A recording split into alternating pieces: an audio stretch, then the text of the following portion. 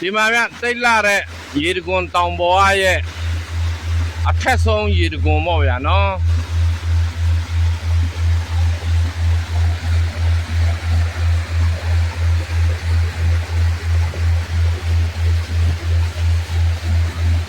ဟုတ်ကဲ့ဒီနေရာတော့ရေတကွန်ရဲ့လေကားတစ်လို့ပြောရမှာပေါ့ဗျာနော်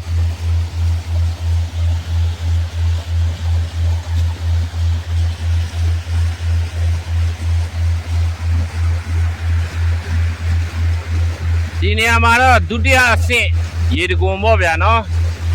အဲ့ဒီအောက်ကနေနေပြီးမှတိတ်လာတဲ့ရေတကွန်ဖြစ်အဝေးကနေလမ်းမြင်ရပါဗျာနော်စီးစင်းတော့ပေါ့ဗျာဒီဘွားနဲ့တော့မမြင်ရတော့ဘူးဗျမက်ဆောက်တယ်နဲ့တယ်ပေါ့ဗျာနော်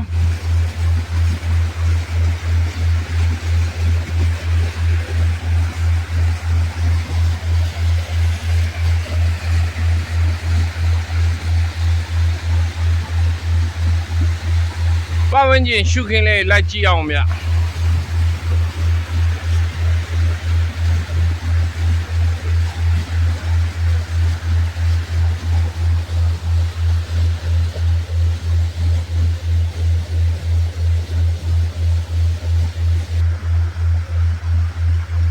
ရှာရှည်ပြီးဒီလိုခဲကြိုခဲကြားရတဲ့နဲ့ခြုံကြိုခြုံကြားရတဲ့နဲ့တိုးလာတော့ဗောဗျာနော်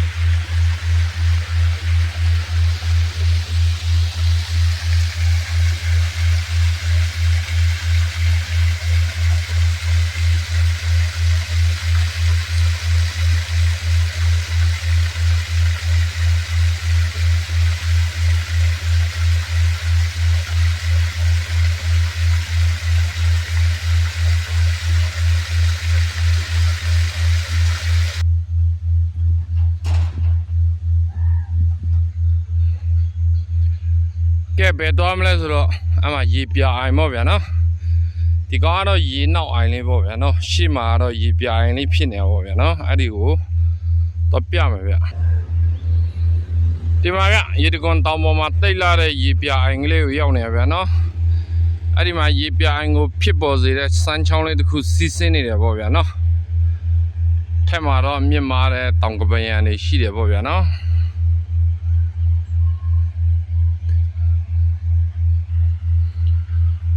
ဟုတ်ကဲ့ရေတကွန်တောင်နဲ့ရေတကွန်တောင်အလားရေပြအိုင်အလားကိုကြည့်ချင်တော့တိတ်ပန်လန်းရှေ့တက်တဲ့ကိုတိတ်ပန်လန်းဆုံးတီးအောင်လာခဲ့ပေါ့ဗျာနော်အဲ့မှာရေတကွန်တောင်ကောက်ကွင်းဆိုတာရှိတယ်ဗျာဆက်လက်ပြီးကြော်လိုက်ပေါ့ဗျာနော်အကောင်ဆုံးရင်လမ်းဆုံးရင်ညာဘက်ကို꿰ပေါ့ဗျာနော်တောင်တက်လန်းတိုင်းတက်လာပေါ့ဗျာနော်အဲ့ဆိုဒီပေါ်ရောက်တယ်ပေါ့ဗျာနော်